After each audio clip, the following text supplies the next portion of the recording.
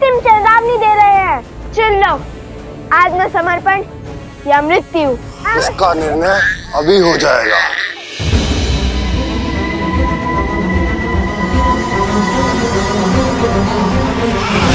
पुत्र!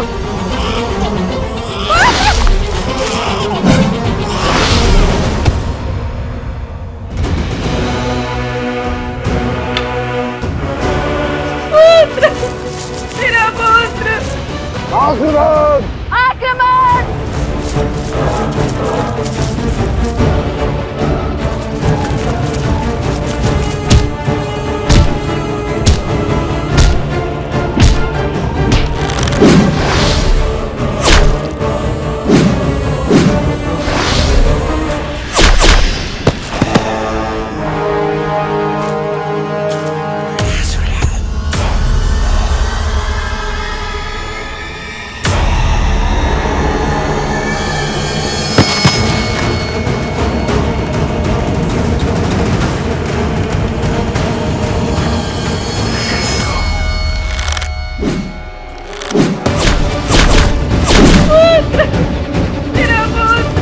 कुश, तुम इन्हें संभालो, मैं इस बालक की सुरक्षा देखता हूँ।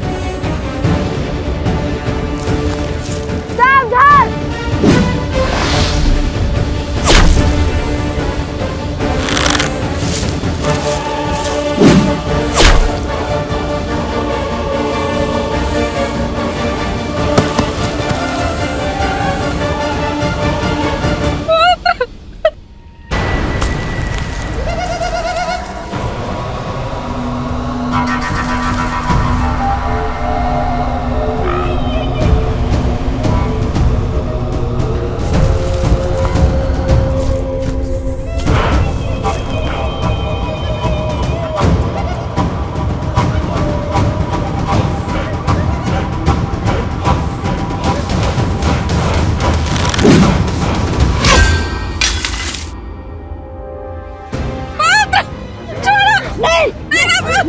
नहीं होगी। वाह, उस ओर चाहिए आप सभी, शीघ्र। नहीं होगी। चल चल, नहीं होगी। नहीं, छोड़ो मेरे पुत्र को।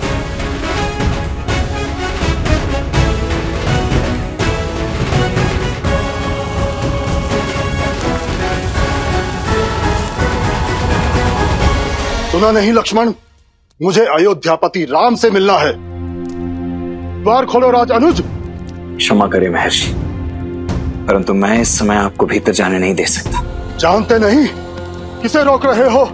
भूल गए कैसे तीनों लोग दुर्वासा के क्रोधाग्नि के विचार मात्र से थर थर कांपते हैं। सर्वशक्तिशाली देव भी मुझे क्रोधित कर श्रीहीन हो गए, और तुम तुच्छ मानव होकर मुझे अपमानित कर रहे हो।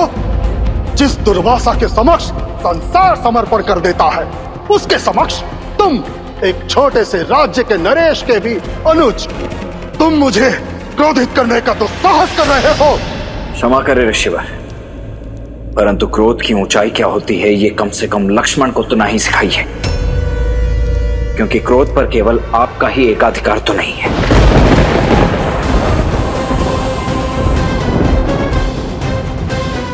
इस क्षण आप कौशल राज की राजधानी अयोध्या की पावन भूमि पर खड़े, वो भूमि जो अनगिनत संतों और महर्षियों के लिए अपने प्राणों को दांव पर लगाने से भी कभी नहीं चुकी, जिसे आप तुच्छ कहकर तिरस्कृत कर रहे हैं, वो अयोध्या धरती का गौरव है। बहुत अभिमान है तुम्हें अपनी अयोध्या पर, उचित है तो सुनो महान अयोध्या के महान राज अनुज। यदि आज राम की तरफ बढ़ता हुआ मेरा एक पग भी रोका गया, तो मैं अपने तेज से इस संपूर्ण नगर को जलाकर भस्म कर दूंगा।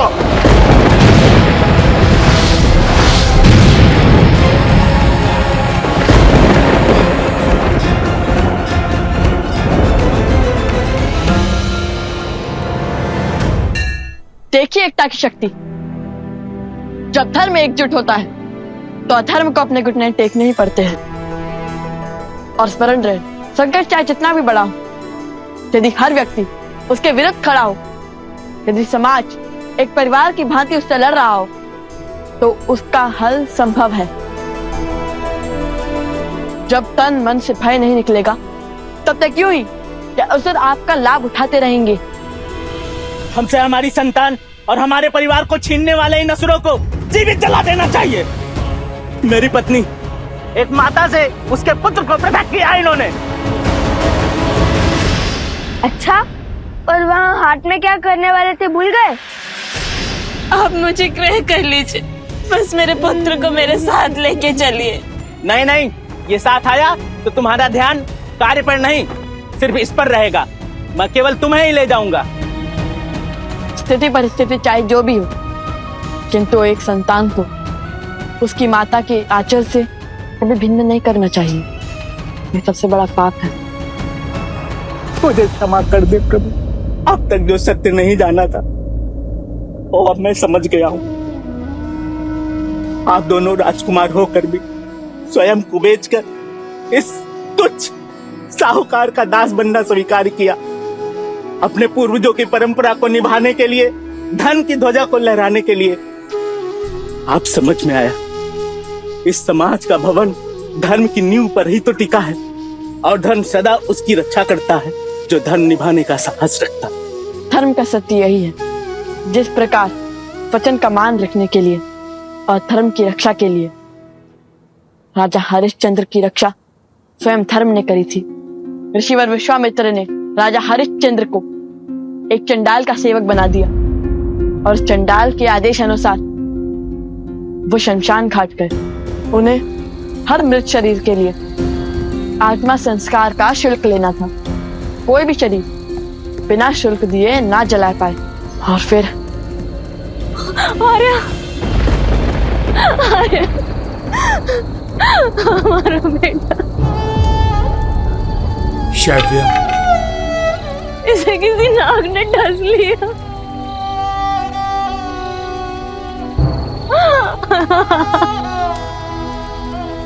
पुत्र,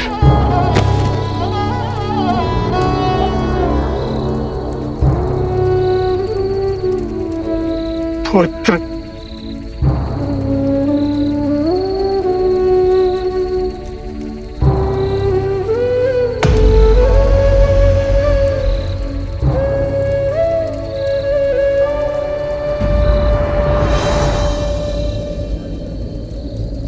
आपको इसके दाह संस्कार का शुल्क देना होगा देवी। क्या? ये राजा हरिश्चंद्र का पुत्र है और यहां खड़ा व्यक्ति इसका पिता नहीं, एक सेवक है जो कर लिए बिना दाह संस्कार नहीं करने देगा। आपको इसका शुल्क चुकाना होगा देवी।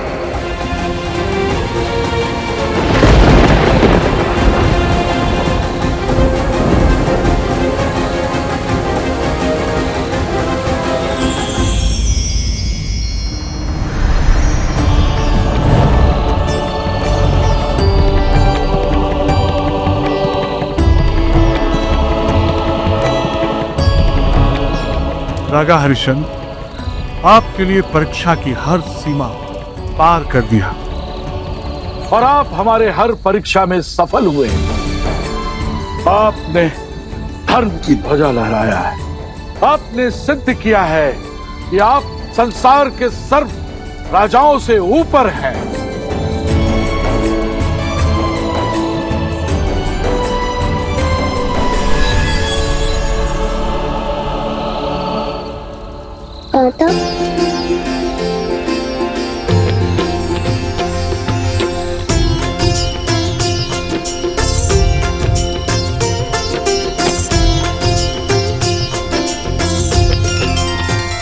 राजा हरिश्चंद्र की धर्म की प्रतिनिष्ठा ने उन्हें संसार कद में सबसे ऊंचा बना दिया। विश्वामित्र जी ने उन्हें अपना राजपाट सब वापस दे दिया और उनकी दया नीति के कारण देवता भी उनके आगे नतमस्तक होने को सच थे। आइए राजा हरिश्चंद्र, स्वर्ग में आपका स्वागत है। मुझे कहना होगा, आपका राज्य न्याय और धर्म से इतना परिपूर्ण है कि उसे केवल धरा पर ही नहीं, यहाँ स्वर्ग में भी स्थापित होना चाहिए। आइए, आपके आने से मेरे स्वर्ग की शोभा और भी बढ़ गई। नहीं इंद्रदेव, मेरे साथ मेरी प्रजा ने भी अनेकों कष्ट सहे हैं। उन्हें छोड़कर मैं स्वर्ग नहीं आ सकता। उचित है। ऐसी स्थिति में यदि आप चाहें तो आपके साथ आपकी प्रजा एक दिवस के लिए यहाँ स्वर्गलोक आ सकती है। और ये कथा संसार को सिखाती है कि वचन देने से पहले विचार कर लेना चाहिए, और यदि वचन दे दिया तो हर स्थिति परिस्थिति में अपना वचन निभाना चाहिए। हम दोनों भाई राजा हरिश्चंद्र के पदचिन्हों पर चलते चलते यहाँ तक पहुंच चुके हैं कि हम हर शुभ कार्य में अपनी सहायता दे सकते हैं। हे राजकुमारों, यदि आप दोनों नहीं होते, हम अपने पूर्वजों की धरा को त्याग कर लज्जा से अपना सर झुकाकर अब तक पलायन कर चुके होते। अपने पूरे गांव की ओर से मैं आप दोनों से विनती करता हूं कि आप मेरे इस गांव के सिंहासन को स्वीकार करें। हाँ हाँ, आप ही हमारे महाराज हैं। यदि भस्म करना चाहते हैं तो मुझे कर दीजिए, परंतु मेरी मातृभूमि के लिए ऐसी अनर्थपूर्ण बातें मत कीजिए। आपके क्रोध का कारण अयोध्या नहीं है, फिर क्रोध की दृष्टि अयोध्या पर क्यों? तनिक क्रोध त्याग कर विवेक की दृष्टि से देखिए। मैं अपने ही अतिथि का अनादर करने का औचित्य क्यों रखूंगा? मैं तो केवल अपने राजधर्म का पालन कर रहा हूं, अपने प्राणों से अधिक अपने महाराज की आज्ञा की रक्षा कर रहा हूं। किंतु यदि दंड देने की इच्छा इतनी प्रबल हो ही गई तो भस्म कर दीजिए मुझे, किंतु यह निश्चित है कि मेरे भैया की आज्ञा के विरुद्ध इस कक्ष में पग धरना तो दूर, मेरी राख को लांग तक नहीं पाएंगे आप। समझ गया, तुम्हारी इच्छा अयोध्या का अंत है, तो वही सही, अपनी अयोध्या को चलते हुए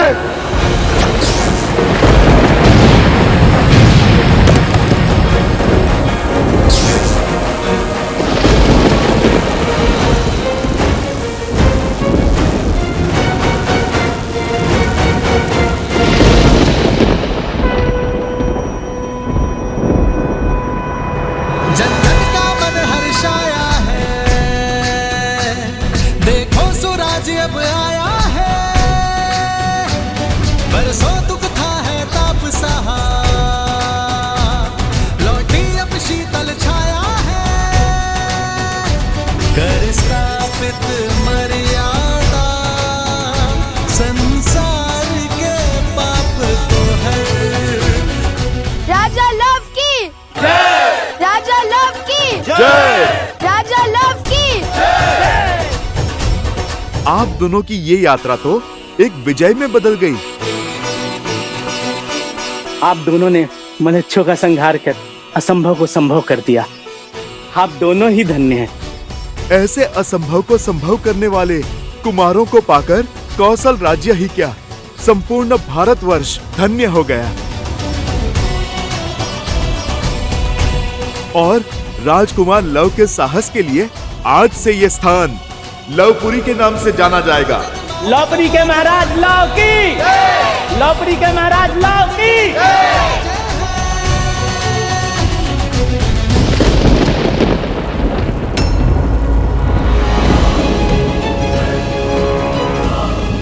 मैं अत्रि पुत्र दुर्वासा आज अपने सारे तप और त्याग को साक्षी मानकर ये। रुक जाइए, शांत हो जाइए। मुझ पर आए क्रोध का दंड अयोध्या को क्यों? शांत हो जाइए ऋषिवर, तनिक धैर्य रखिए।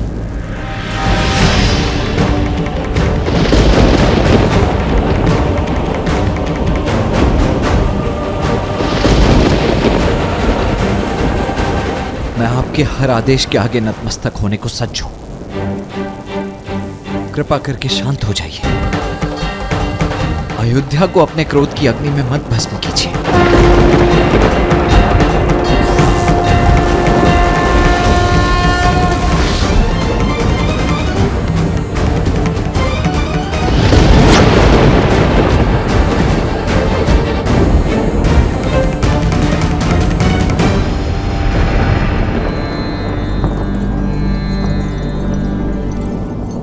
जितना आवश्यक भैया की आज्ञा का पालन करना है,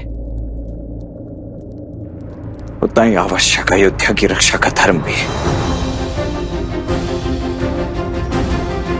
मैं क्षमा प्रार्थी हूं ऋषिवर, कृपया अपना क्रोध त्याग दीजिए।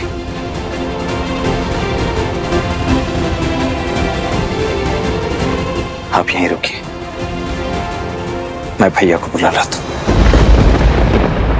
दुविधा माही लखन घिर आए, आज्ञा राजा की माने या राज बचाए।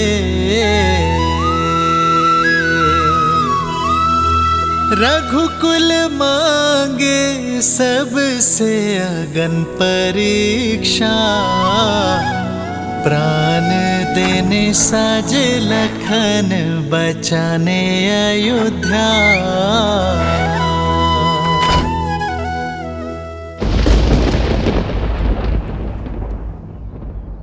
हम आपको वचन देते हैं, आज से हम देह व्यापार का भाग नहीं बनेंगे, और यदि कोई हमारे समक्ष भी इस पाप पर आतुर हुआ, किसी मानव को बेचता दिखाई दिया, किसी माता को उसके संतान से भिन्न करता पाया गया, तो हम सब उसका विरोध करेंगे। अति उत्तम। आप सबने हमें इतना प्रेम दिया, स्वीकृति दी, इतना सम्मान और सत्कार दिया, उसके लिए आप सबका कोटि कोटि धन्यवाद।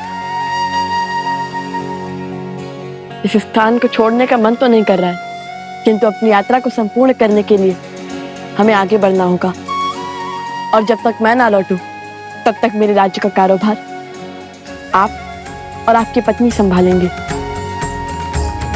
अब से लवपुरी का दायित्व कुछ समय के लिए मैं आपको देता हूँ। महाराज लौकी, महाराज लौकी, महाराज लौकी,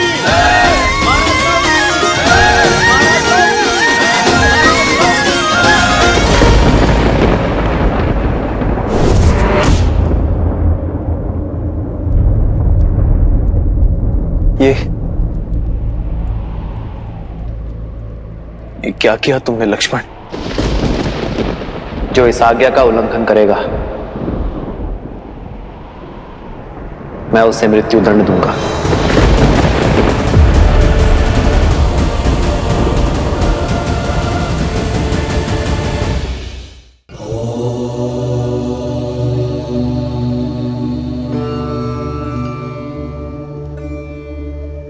महादेव, पहले अपनी प्राण से प्रिय पत्नी की अग्नि परीक्षा का आदेश दिया, और अब अपने ही अनुज को मृत्यु दंड कैसे दे पाएंगे वो?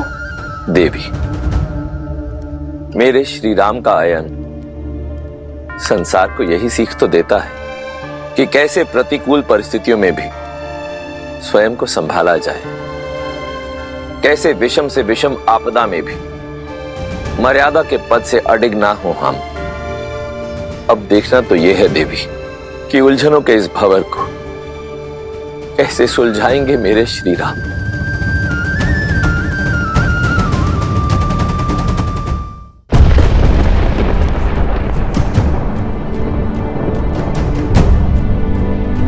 ये कौन थे भैया, और आपसे मिलने? तो प्रश्न ये है कि तुम भीतर क्यों आए? क्यों लक्ष्मण? मेरे आदेश देने पर भी तुम मृत्यु दंड के मुख में क्यों चले आए? मैं भीतर आने और आपकी आज्ञा का उल्लंघन करने के लिए क्षमा प्रार्थी हूं महाराज, किंतु मैं यहां यदि नहीं आया होता तो महर्षि दुर्वासा संपूर्ण अयोध्या को जलाकर भस्म कर देते। अपने राज्य को, अपनी मातृभूमि को बचाने के लिए मुझे भीतर आना पड़ा महाराज। परंतु आपने मुझे बताया नहीं भैया कि ये कौन थे और ये यहां आपसे मिलने के लिए। उसकी चिंता छोड़ो लक्ष्मण, तुम जाओ और ऋषि दुर्वासा को सम्मान सहित भीतर लेकर आओ। जाओ। जो इस आज्ञा का उल्लंघन करेगा मैं उसे मृत्यु दंड दूंगा।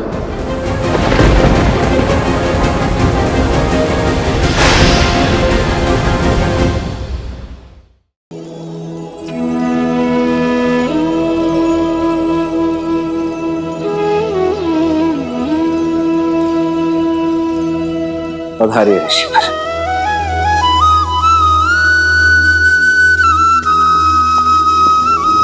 जब तक मैं आज्ञा न दूं तब तक कोई इस कक्ष के भीतर नहीं आएगा। जो इस आज्ञा का उल्लंघन करेगा मैं उसे मृत्यु दंड दूंगा। लक्ष्मण ने अपना धर्म निभाया है, मुझे भी अपने दिए हुए वचन निभाने होंगे, किंतु अपने ही आज्ञा के उल्लंघन का जो दंड मैंने निश्चित किया था, इस दंड का दंश अपने भाई को कैसे दे दूं मैं? कैसे ही अपने भाई को मृत्यु दंड दे दूं?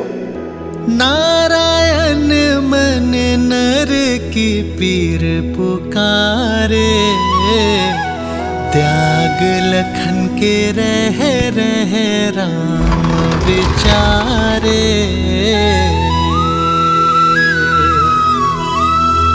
बन के कवच जो जन्म का साथ निभाए, मृत्यु दंड उसे कैसे राम सुनाए।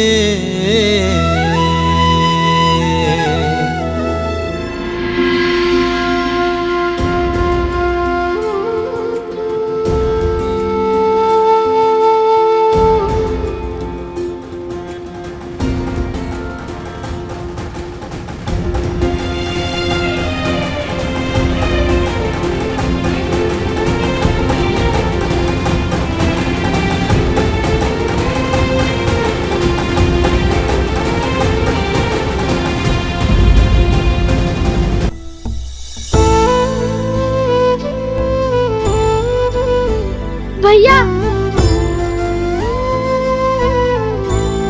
मेरे भगवान, मेरे भैया प्रभु श्री राम ही हैं। और यदि मेरे भगवान के ऊपर किसी ने शास्त्र उठाया, कवच ये लक्ष्मण होगा है।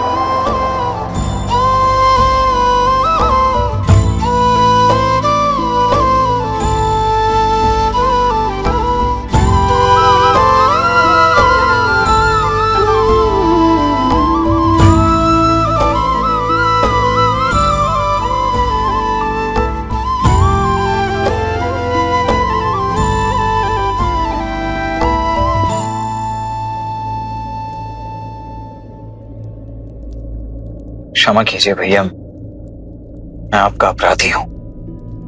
मुझे खेद है कि मैं आपकी आज्ञा की अवज्ञा करके भीतर कक्ष में प्रवेश कर गया। मैं जानता हूं कि आप इस बात से अत्यंत व्यथित और विचलित हो गए, और मुझे इस दुस्साहस के दंड का भी भान है। आपकी चिंता का यही कारण है ना भैया? भैया, यदि मैं ऋषि दुर्वासा को भीतर नहीं आने देता तो तुमने जो भी किया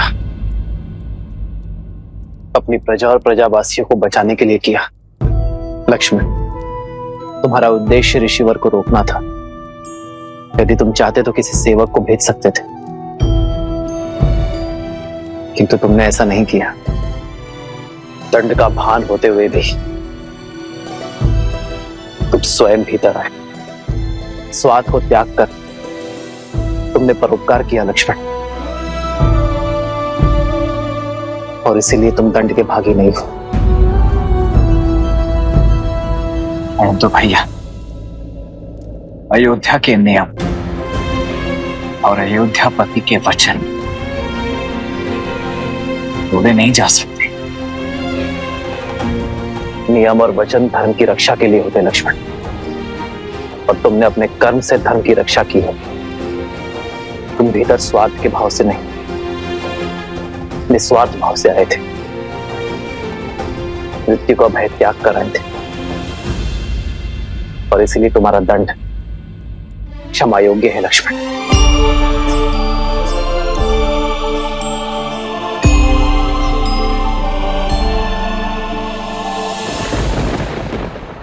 आप ऐसा कह सकते हैं भैया। आप मेरे बड़े भैया हैं। मेरे लिए तो आपने नागपाश का दंश तक सहा था। मुझे स्वस्थ देखने के लिए तो आप कोई भी सीमा पार कर सकते हैं, कोई ना कोई कारण निकाल सकते हैं जिससे मेरा कर्म न्यायोचित सिद्ध हो सके। और आप केवल मेरे भैया ही नहीं, अयोध्या के महाराज भी हैं। रघुकुल का मुकुट है आप भैया, और आपके शीश पर वचन भंजक होने का कलंक लगने नहीं दूंगा मैं भैया। ये दंड एक राजा का वचन था, एक राजा का प्रण था कि जो भी इस भेंट में अवरोध उत्पन्न करेगा वो मृत्यु दंड का भागी होगा। आप अयोध्यापति श्री राम हैं, और आने वाले किसी भी युग में, किसी भी काल में आपके धर्म पर प्रश्न चिन्ह नहीं उठना चाहिए भैया कि श्री राम ने अपने परिवार के लिए, अपने स्वार्थ के लिए, अपने वचन से, अपने प्रण से, अपने धर्म से मुख मोड़ लिया। लक्ष्मण, मेरे भैया तो मर्यादा पुरुषोत्तम है, और ये मेरे लिए बहुत बड़े सम्मान की बात है। ये मेरा गर्व है भैया, और मेरा ये गौरव आप मुझसे नहीं छीन सकते। इसीलिए मेरे रहते आपके इस पद, इस उपलब्धि पर कलंक नहीं लगने दूंगा। इसीलिए जो बात आप नहीं कह सकते, उन शब्दों को मैं स्वयं कहता हूं। मैं दशरथ नंदन रघुवंशज लक्ष्मण अपने राज्य के प्रति अपने महाराज की आज्ञा की अवहेलना करने के दोष में दंड स्वरूप स्वयं को मृत्यु दंड देता हूं। सदा चली आई, प्राण जाए पर वचन न जाए। नहीं,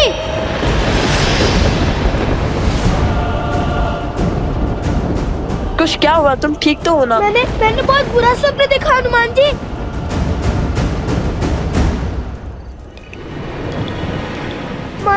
मन बहुत घबरा रहा है, मानो अयोध्या किसी घोर संकट में है। बार बार मन में अयोध्या का ही विचार आ रहा है।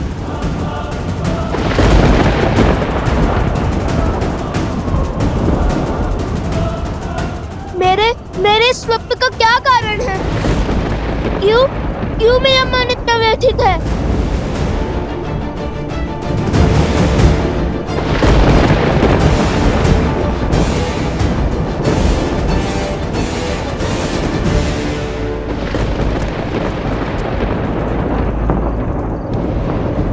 मेरी विनती है हनुमान जी, अयोध्या जाकर पता लगाइए कि वहाँ सब कुशल तो है ना। वैसे तो मैं कभी भी अपने प्रभु की आज्ञा को नहीं टालता,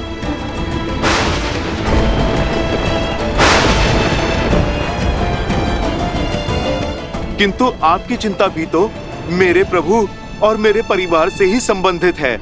इसीलिए मैं अयोध्या अवश्य जाऊंगा।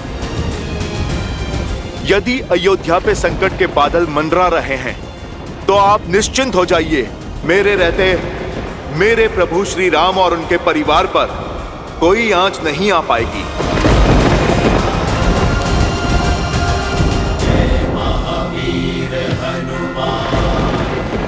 जय श्री राम।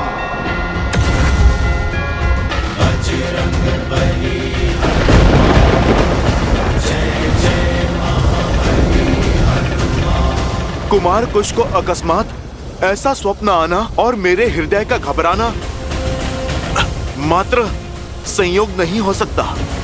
हे महादेव, अयोध्या पे संकट का कोई मेघ बरसने मत दीजिएगा। मेरे प्रभु के नगर को विपदा की हर एक आंधी से बचाइएगा। जय श्री राम।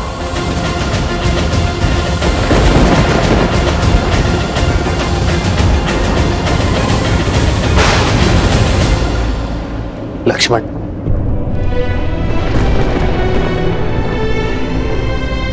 तुम धर्म की रक्षा के लिए अपने प्राण तक दांव पर लगाने के लिए सच हो गए। गर्व है मुझे तुम पर,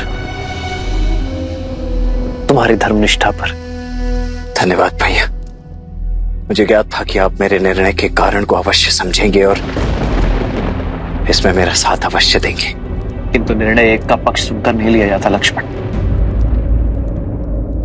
अब तक मैंने तुम्हारी बात सुनी और समझी, अब बारी तुम्हारी है लक्ष्मण। अयोध्या के महाराज की बात सुनने की।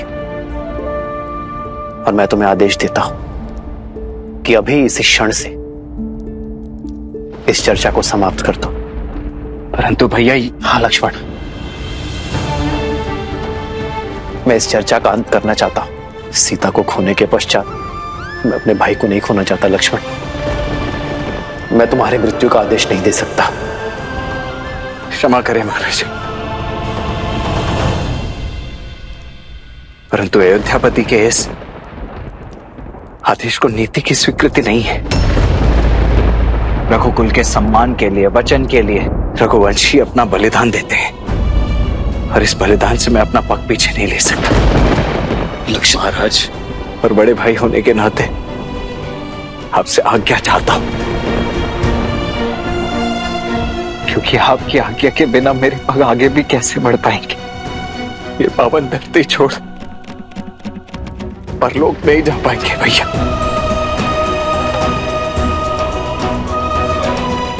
इसलिए हाथ जोड़कर आपसे विनती कि मुझे ये देह त्यागने की अनुमति दे दीजिए। तुम कैसी बातें कर रहे हो लक्ष्मण?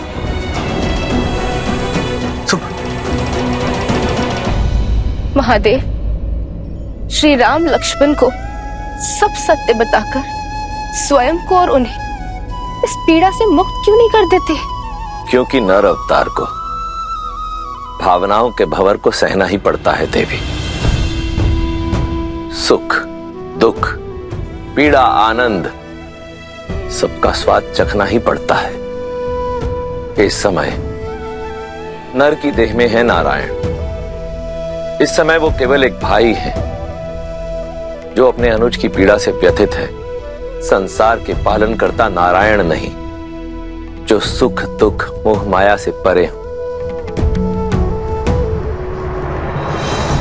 बैठो लक्ष्मण।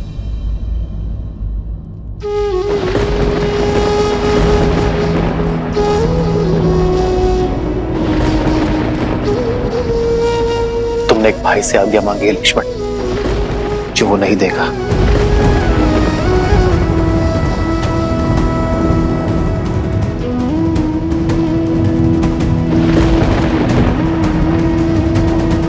स्मरण है लक्ष्मण, गुरु वशिष्ठ के आश्रम में मैंने तुमसे क्या कहा था?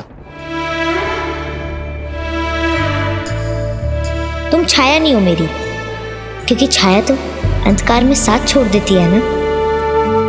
तुम मेरी आत्मा हो, अगर तुम रूठे तो मैं नहीं। तुम ही बताओ लक्ष्मण, क्या आत्मा शरीर से पृथक हो सकती है? उत्तर दो लक्ष्मण। मैं कैसे आज्ञा दे दूं तुम्हें? लक्ष्मण, तुमने तो अपना जीवन, अपना सर्वस्व मुझ पर लुटाया है। मुझे कांटों पर ना चलना पड़े, इसलिए तुम सदा कांटों भरी डगर पर चलते रहे। मेरे और सीता के दास बनकर रहे हो तुम लक्ष्मण। सदा ही मेरा संबल बनकर रहे हो तुम, और तुम चाहते हो कि मैं तुम्हें अपने प्राण त्यागने की आज्ञा दे दूं? अरे तुम्हारे तो प्राण मुझ में बसते हैं लक्ष्मण। लक्ष्मण,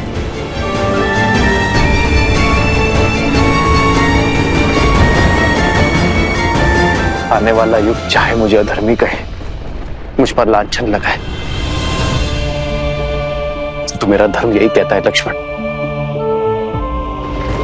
कि तुमने अपनी प्रजा की रक्षा के लिए निर्णय लिया, इसलिए तुम अपराधी नहीं हो मेरे भाई। लक्ष्मण, तुमने ये नहीं सोचा कि यदि तुम्हें कुछ हो गया तो मैं सुमित्रा माता को क्या उत्तर दूंगा?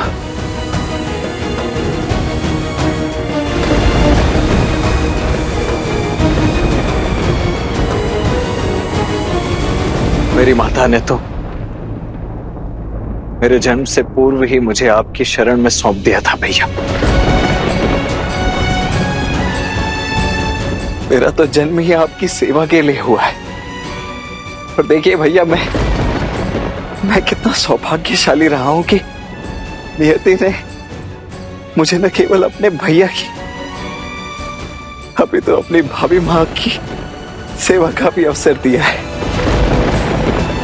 अपने इस संपूर्ण जीवन में श्री राम के अनुज लक्ष्मण ने अपने प्रत्येक वचन को पूरी निष्ठा से निभाया है। मेरे इस अंतिम कर्तव्य से मुझे मोड़कर मेरी सेवा को कलंकित मत कीजिए भैया।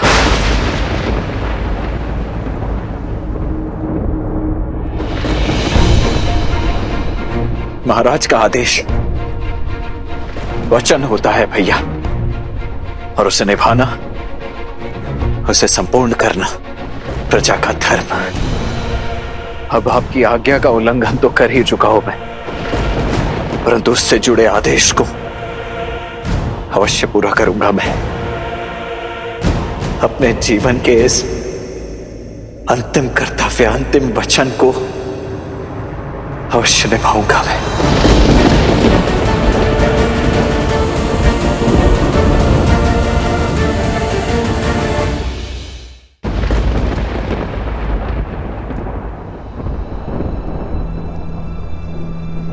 परंतु अपने भैया की अनुमति मिलने के पश्चात, इसलिए जब तक आप मुझे स्वयं देह त्यागने की अनुमति नहीं दे देते, तब तक इसी क्षण से ये लक्ष्मण अन्न जल त्यागने की प्रतिज्ञा लेता है।